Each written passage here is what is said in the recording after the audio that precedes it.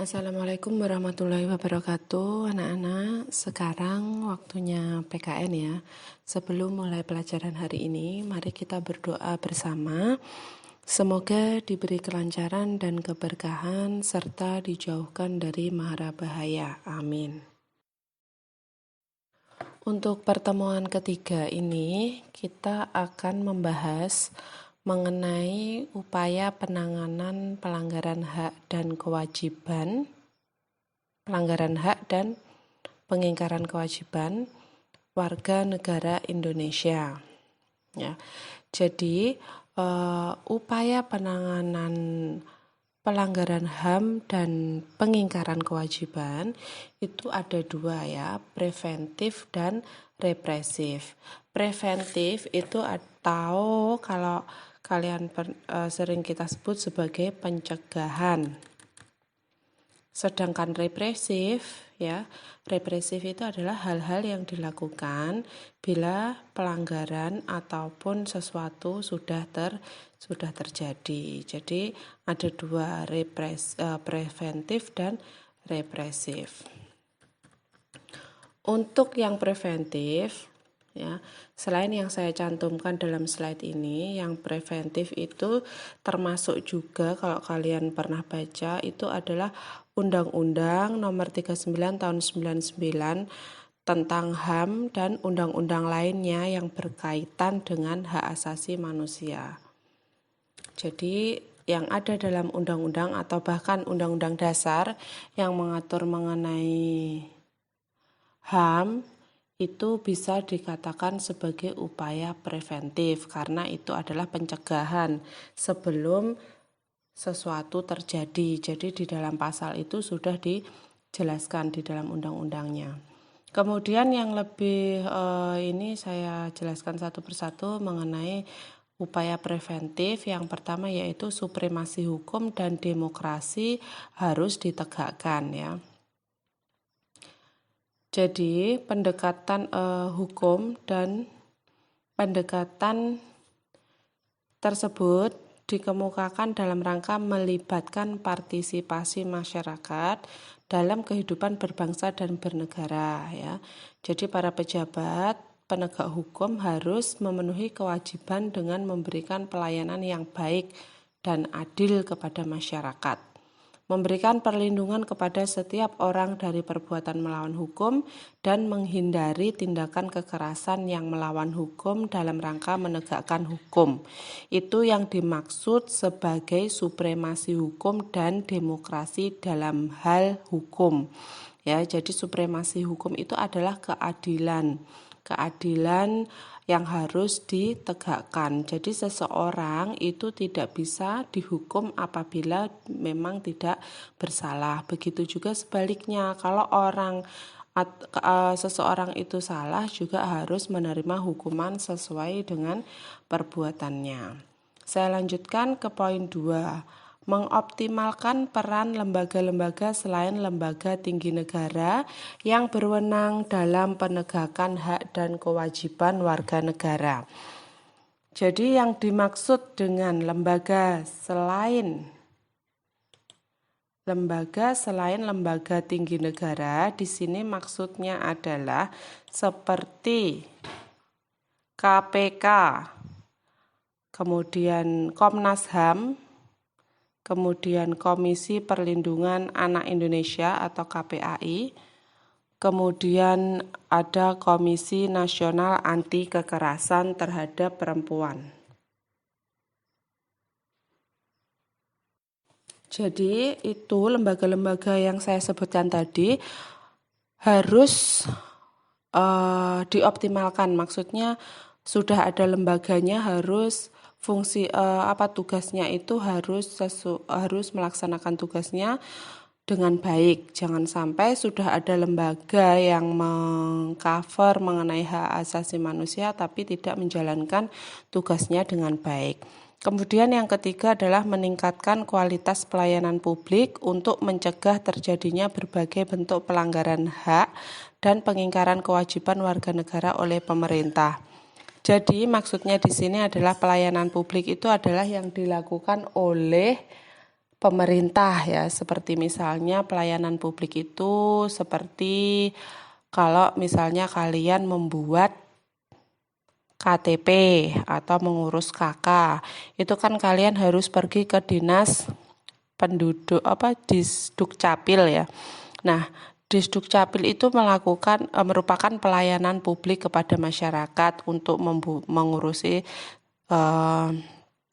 akte kelahiran, KTP ataupun KK. Nah, itu harus kualitasnya diperbaiki sehingga masyarakat itu puas. Masyarakat itu tidak perlu menunggu lama. Masyarakat itu mudah mengurus hal-hal yang berkaitan dengan administrasinya. Kemudian yang keempat, meningkatkan pengawasan dari masyarakat dan lembaga-lembaga politik terhadap setiap upaya penegakan hak dan kewajiban warga negara. Jadi masyarakat itu harus kritis. Jadi melakukan pengawasan. Kira-kira kalau lembaga-lembaga politik yang ada di Indonesia itu sekiranya tidak sesuai dengan tugasnya atau semena-mena dalam melakukan pelayanan publik, maka tugasnya masyarakat bisa dan harus mengadukan ya. Kan sekarang kita dipermudah melalui media sosial, kita bisa mengadukan misalnya kalau ada tindakan lembaga-lembaga politik yang kurang sesuai, seperti itu. Kemudian yang kelima, meningkatkan penyebarluasan prinsip kesadaran bernegara kepada masyarakat melalui lembaga pendidikan formal. Lembaga pendidikan formal ataupun maksudnya di sini untuk lembaga pendidikan formal itu ya seperti sekolah ya. Jadi kalian diberi materi mengenai pelanggaran HAM dan pengingkaran kewajiban, itu salah satu tujuannya adalah sebagai upaya preventif dalam menangani kasus pelanggaran HAM dan pengingkaran kewajiban. Formal itu melalui sekolah, kalau non formal berarti kegiatan-kegiatan keagamaan dan kursus ya. Jadi di sini ada pendidikan formal dan non formal. Kemudian saya lanjutkan di poin ke-6, meningkatkan profesionalisme lembaga keamanan dan pertahanan negara. Lembaga keamanan dan pertahanan negara seperti yang kita ketahui di sini ada Polri dan TNI. Jadi di profesionalismenya, jadi kinerjanya harus ditingkatkan lagi supaya jangan sampai ada pelanggaran HAM dan pengingkaran kewajiban. Kalau kita bicara mengenai preventif kan ini berarti kan jangan sampai terjadi kan gitu ya. Kemudian yang ke-6, meningkatkan profesionalisme lembaga keamanan sudah ya. Saya lanjutkan yang ke-7, berarti meningkatkan kerjasama yang harmonis antar kelompok atau golongan dalam masyarakat agar saling memahami dan menghormati keyakinan dan pendapat masing-masing.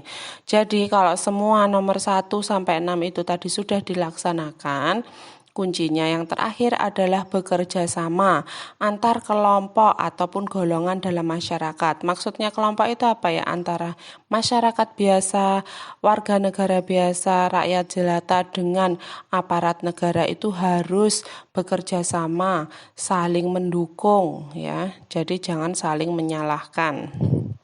Antara pemerintah dengan lembaga keamanan dan pertahanan itu juga harus ada kerjasama supaya terwujud itu tadi, jangan sampai ada pelanggaran HAM dan pengingkaran kewajiban. Saya lanjutkan mengenai upaya yang represif. Berarti tadi kalau represif ini kalau misalnya pelanggaran HAM dan pengingkaran kewajiban itu sudah terjadi di masyarakat. Jadi upaya pemerintah itu represifnya yang pertama adalah Kepolisian Negara Republik Indonesia. Dengan adanya kepolisian, jadi kepolisian itu melakukan penanganan terhadap kasus-kasus yang berkaitan dengan pelanggaran terhadap hak warga negara untuk mendapatkan rasa aman, seperti penangkapan pelaku tindak pidana umum, misalnya tindak yang termasuk ke dalam tindak pidana umum itu seperti pembunuhan, perampokan, penganiayaan, dan sebagainya, dan tindak pidana terorisme. Selain itu, kepolisian juga menangani kasus-kasus yang berkaitan dengan pelanggaran peraturan lalu lintas.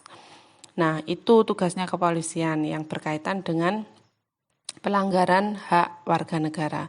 Yang kedua, adanya Tentara Nasional Indonesia melakukan penanganan terhadap kasus yang berkaitan dengan gerakan separatisme, ancaman keamanan dari luar, dan sebagainya.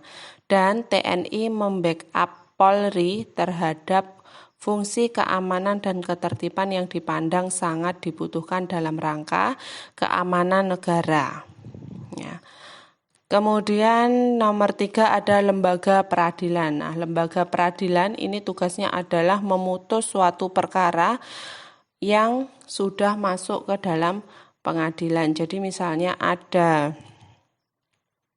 kasus pelanggaran HAM, kemudian dilaporkan ke polisi, lalu melalui proses, sudah masuk ke lembaga peradilan, tugasnya adalah pengadilan itu adalah memutus, menjatuhkan vonis ya, sesuai harusnya kalau misalnya tindakannya seperti ini, hukumannya seperti apa gitu, itu haknya dari lembaga peradilan. Kemudian yang keempat ada Komnas HAM ya. Jadi Komnas HAM itu memang dibuat atau didirikan oleh pemerintah sebagai wadah bagi mereka yang merasa haknya dilanggar ya. Jadi Komnas HAM itu kepanjangannya adalah Komisi Nasional Hak Asasi Manusia. Jadi mengenai pelanggaran HAM bisa mengadukan di situ. Ada juga Komisi Anti Kekerasan Terhadap Perempuan. Dan yang terakhir ada Komisi Perlindungan Anak Indonesia atau disingkat KPAI. Jadi lebih ini ya, dengan didirinya Komisi Nasional itu sudah banyak wadah atau tempat kita jadi kita sudah tahu kalau kita misalnya sewaktu-waktu tapi jangan sampai ya ada pelanggaran HAM dan kita bingung mau kemana, kita bisa ke Komnas HAM dulu misalnya, atau misalnya kalau anak-anak yang haknya dilanggar kita bisa mengadukan ke Komisi Perlindungan Anak Indonesia. Jadi ketiga komisi ini, Komnas HAM, Komnas Anti Kekerasan Terhadap Perempuan, dan Komisi Perlindungan Anak ini fungsinya mereka adalah mendampingi para korban untuk memperoleh hak-haknya. Dan yang terakhir tadi karena ada upaya,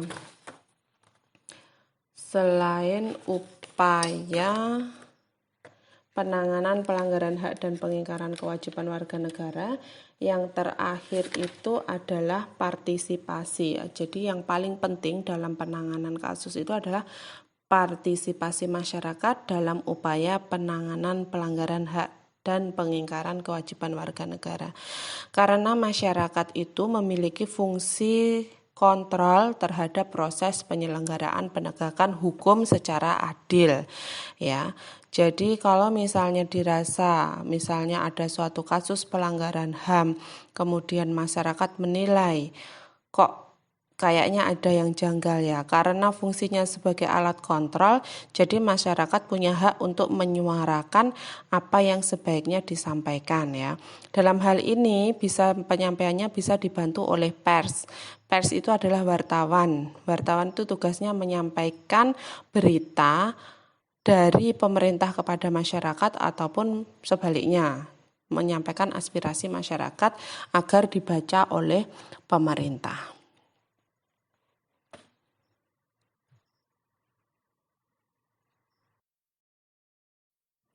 Saya lanjutkan, ini ada beberapa pertanyaan yang memang kemarin saya tugaskan untuk membuat pertanyaan ya, karena saya yakin kalau materi itu kalian bisa baca sendiri, setelah kalian baca pasti ada beberapa hal yang mungkin kurang jelas. Ini memang saya tugaskan untuk bertanya dan saya bahas di sini.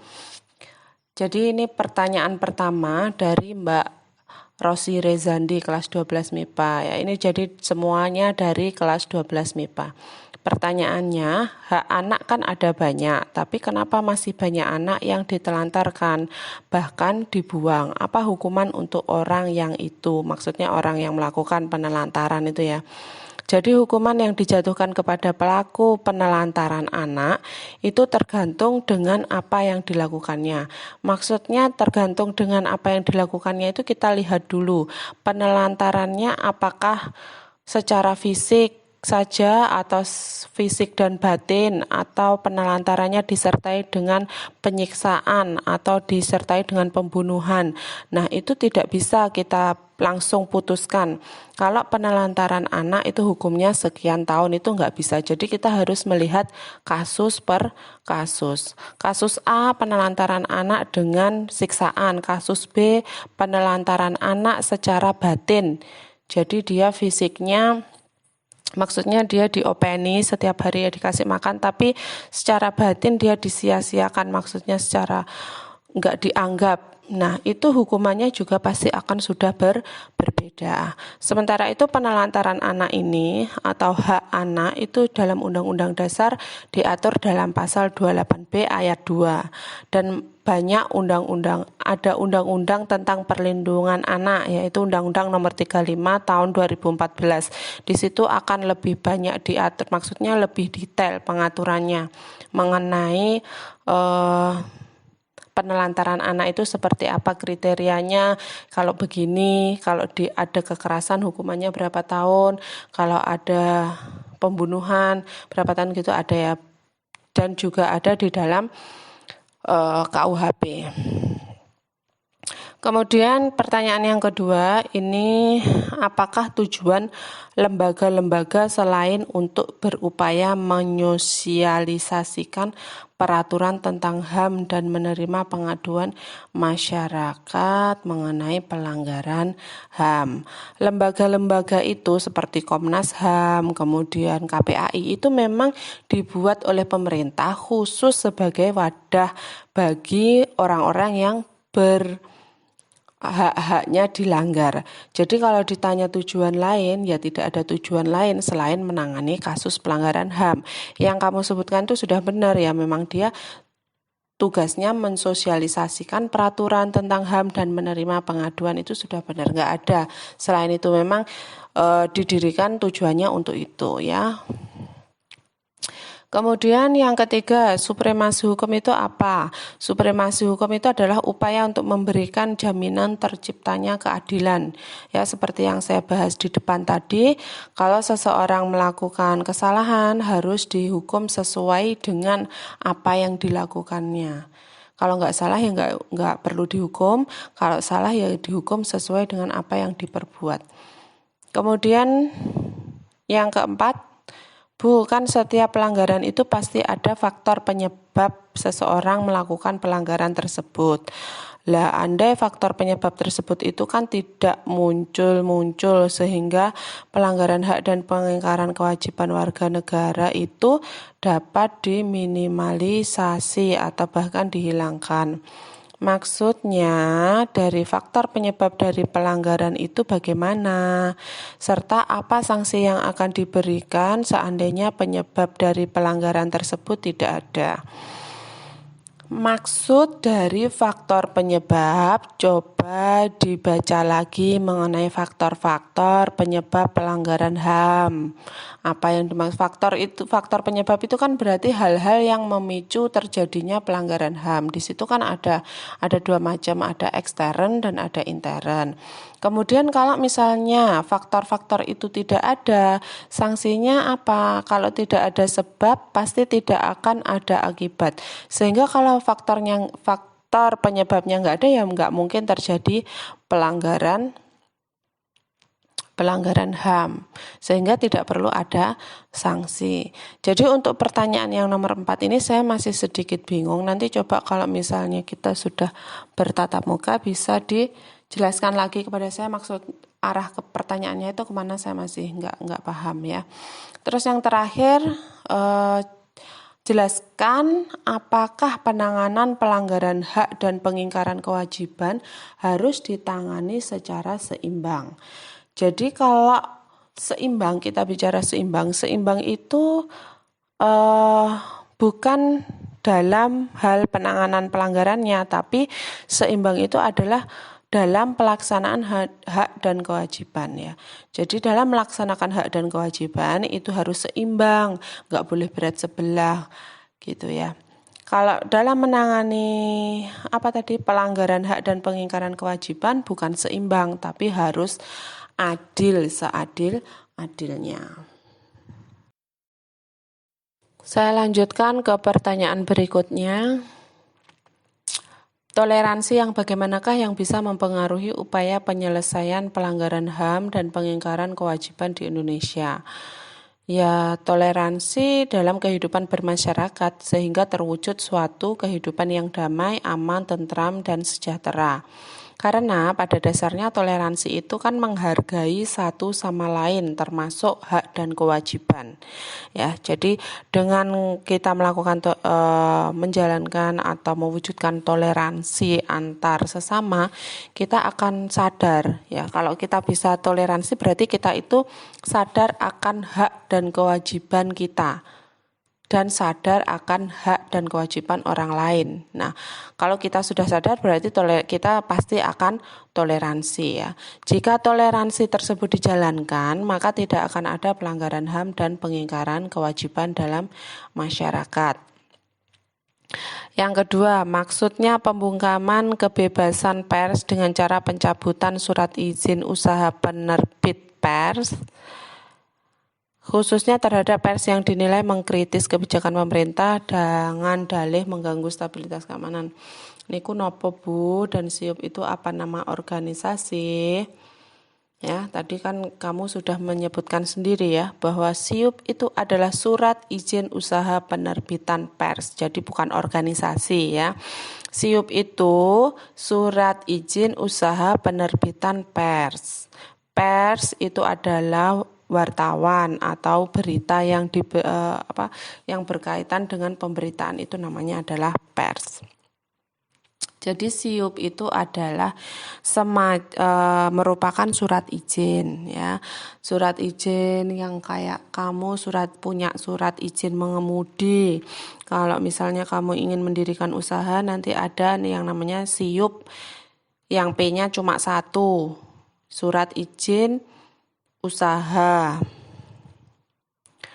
Terus ada IMB, izin mendirikan bangunan. Nah, itu semacam dengan SIUP, SIUPP yang punyanya pers ya.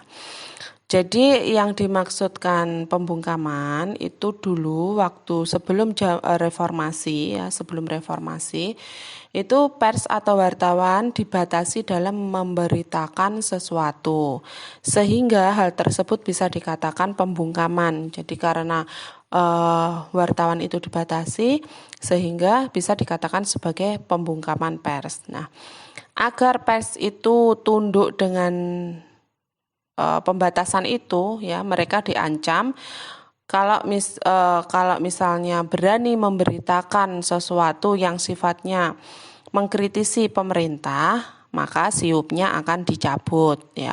Kalau berarti yang memberi pembatasan itu adalah pemerintah terhadap pers ya. Jadi waktu itu sebelum reformasi itu memang kalau berita ataupun informasi itu enggak setransparan seperti sekarang ya. Kalau sekarang kan kita lihat berita-berita itu sudah gampang banget kita terima, pers atau wartawan itu dengan mudahnya memberitakan sesuatu. Kalau zaman dulu dibatasi dan harus difilter dulu oleh pemerintah. Kira-kira berita ini pantas nggak disampaikan ke masyarakat ya. Kalau dianggap pers itu terlalu mengkritisi atau mengkritik pemerintah, maka bisa dilakukan pencabutan SIUP itu tadi ya. Itu adalah ancamannya seperti itu. Nanti mengenai pers akan kita bahas di semester 2 insya Allah ya. Kemudian yang ketiga, Apa maksud dari kata internalisasi? Internalisasi adalah proses penghayatan terhadap suatu ajaran. Kemudian yang terakhir, bagaimana cara kita mencapai keseimbangan antara hak dan kewajiban? Dengan cara saling menghargai dan sadar akan hak dan kewajiban masing-masing. Maka, kalau kita sadar akan hak dan kewajiban masing-masing, aku sadar hak dan kewajibanku opo, sampean sadar hak dan kewajiban sampean opo, maka tidak akan ada pelanggaran HAM. Tidak ada pengingkaran kewajiban. Terima kasih sudah menyimak video ini, semoga bermanfaat bagi saya dan kalian semua.